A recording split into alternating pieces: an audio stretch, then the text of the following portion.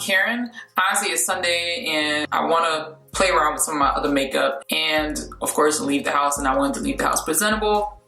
So what better time to finish using up some palettes that I ain't never used. And I'm kind of debating, I don't know, I'm probably going to end up doing a Wet n Wild probably, but it's kind of crazy. I picked these up and I was like, these two look so alike. That's these two right here. And this one is the Nude Awakening. And this one is the one from Rimmel, Magnify Eyes Shadow. What's this one called? London Nudes Calling. I mean, literally, they look practically alike. All right, so the only difference is there's that dark brown right there. It is like the same color, but this one has shimmer in it instead. Of course, it's a black and a Wet n Wild, and there's no black in this one right here. But I mean, literally, the color scheme is the same. I feel like I'm looking at the same thing, except the Rimmel one has more colors. Anyway, I just thought that was kind of mind-blowing because I think it's good to be conscious. Like when you're thinking about buying something and you're obsessing about buying something, it's like, look at it, see what is in that palette that looks like something else you already own. It'll give me an excuse to use up some of these colors that already exist in my palette that I have not touched. All right, so I've already moisturized my skin with some jojoba oil. I'm also gonna spray my skin with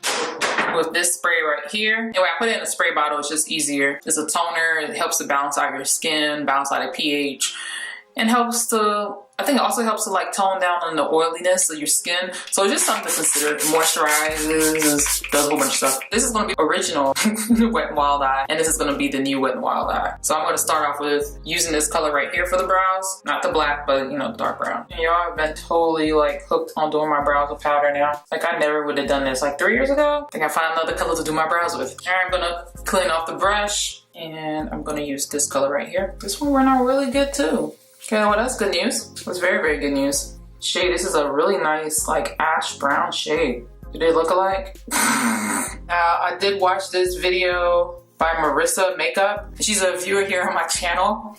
And she depotted a lot of the pans that were in these palettes and exchanged some of them for others and replaced them and then threw away the ones she didn't. I thought that was a pretty dope idea. And honestly, it was kind of making me think maybe I should consider doing the same thing, but that means I gotta go back and play with this stuff and figure out which ones. But we'll see, maybe this one is definitely something maybe I might end up liking. I know she loves it, so yeah, we'll see. So now that I got my brows on, I'm gonna go ahead and do my cream as usual. The same cream foundations. This is from Zayo Cosmetics. This is their samplers, and it's in 728 and 736. And I just mix them. Well, I'm not running out yet, but I'm successfully almost panning one item, the first one ever. Oh boy. And I'm gonna go ahead and set that eye, well, the under eye. This is with the Shea Moisture Cecilia eyeshadow. And it's only because it goes well with my skin tone. I love the way this stuff goes on, y'all. Like, so I have 2 of these brushes. So I'll be using that to individually do their own eyes. I'm gonna start off with this color right here. And the cool thing about doing both these eyes with the same color schemes, I don't have to worry about leaving the house crazy.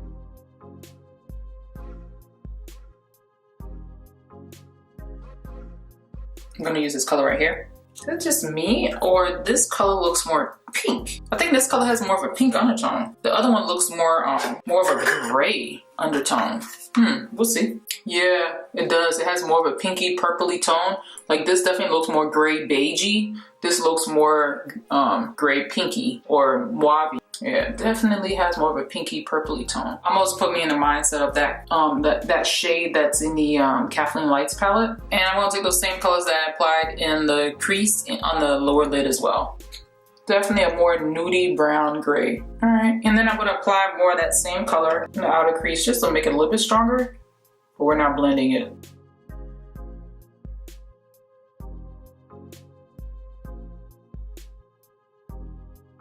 All right, so I'm going to move on to the Burgundy Tone. I don't remember the last time I used this palette. Like, I only used it like 2 times. And I do remember liking it. I don't know, like looking at these 2 colors, the one that's in the original actually looks more burgundy, and the one that's in the new version actually looks more of a brownish red. Yeah, they don't look like the same color. I'm not sure if a lot of y'all know or not, I actually have a podcast. I actually started it because somebody commented in my comment section that if I had a podcast, they would listen to it. And I created one, and I actually started using it to like post about some of the dreams I've been having. Not all, just some. And cause they've been coming like almost every night. I don't know if anybody else is like having any dreams that are just like coming repeatedly, like warning you or anything like that. All right, but anyway, but I have. And yeah, like I had one last night. I was having a dream. Guess we'll call this to get ready with me now. And I was having a dream about some old friends and just like stuff was really getting bad with them. And then all of a sudden the dream stopped. And it wasn't like I was in blackness. It's almost like, I described it earlier today, not on the podcast, but to somebody else. That it felt like kind of when you close your eyes, but you know that you hear somebody talking to you and you feel them there. And that's what happened. And in the dream, it was like, Jesus is coming. And then I woke up. I'm going back to the first color, the grayish looking tone. Yeah, you can't have dreams like that and not feel some kind of way when you wake up. This felt really eerie. Yeah, I don't know if anybody else has been having any dreams like that. I do know I've seen a whole lot with people having those kind of dreams on YouTube. And I know it's real easy to be skeptical. Nah, this is interesting. I want y'all to see this. See this brow came off. Versus this one is still on there. Yeah, that's that's a problem. Okay, well, you look like you went on nice. Looks are always deceiving. I'm a little disappointed in that now. Nude don't always mean better. I know sometimes people just think dreams are dreams, but that doesn't apply to everybody. And maybe your dreams are not just dreams. Maybe you just haven't paid attention to them enough. There's nothing extra on this brush, by the way. I'm gonna go for the shimmery color right there. Not just gonna focus down the outer corner. I think I might use this wet. Yeah, let's just, same thing I didn't like about the other one. I know, it just has like this dusty look that I'm not really a fan of. Let's spray it. It's a glycerin spray mix. You can find vegetable glycerin at like Walgreens, CVS, hopefully, or Amazon if you don't feel like going hunting, or Whole Foods. I'm quite sure Whole Foods might very well have that. Same thing, I'm gonna go for that color. And maybe I shouldn't have picked up so much. That looks better. Like, yeah, they changed their formula and they shouldn't have, because you know they test these things and it's like, if you know you testing it and it don't work great, as the other one is like, what are you doing? I wiped my brush off really well. We're going to be going on to this next color here. Like I said, it has a really dusty, dry look. I'm going to put the other one on dry and then we'll do the whole wet thing so you can see how they both look. Then again, I'm not sure. They're behaving tired on that one.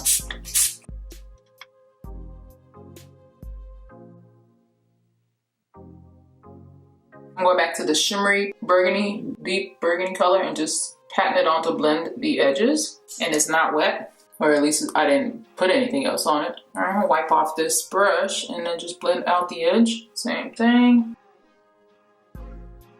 I'm just gonna blend it in this way. I'm not putting any additional color. Oh, we're not gonna go too bright. Let's just go on to this color right here. I'm gonna use that for the inner corner. I think I got it wet before. It's kind of nice. It's not like this. This is more of a coppery pink, and this is like more of like a frosty pink. I like that. It's subtle. It's not too pale, but enough to give you a color. Yeah, you see it? You definitely see it on that. And I'm applying these wet. Nobody got time for powder to begin in the inner corner of the eye. Ooh, let's fix some of this. Yeah. Let's go back to the first color, the first brush. And I'm gonna say this, don't y'all ever let any makeup tutorial fool y'all into thinking that you are not supposed to work this mascara on until your lashes look the way they need to look. Don't be fooled by them editing.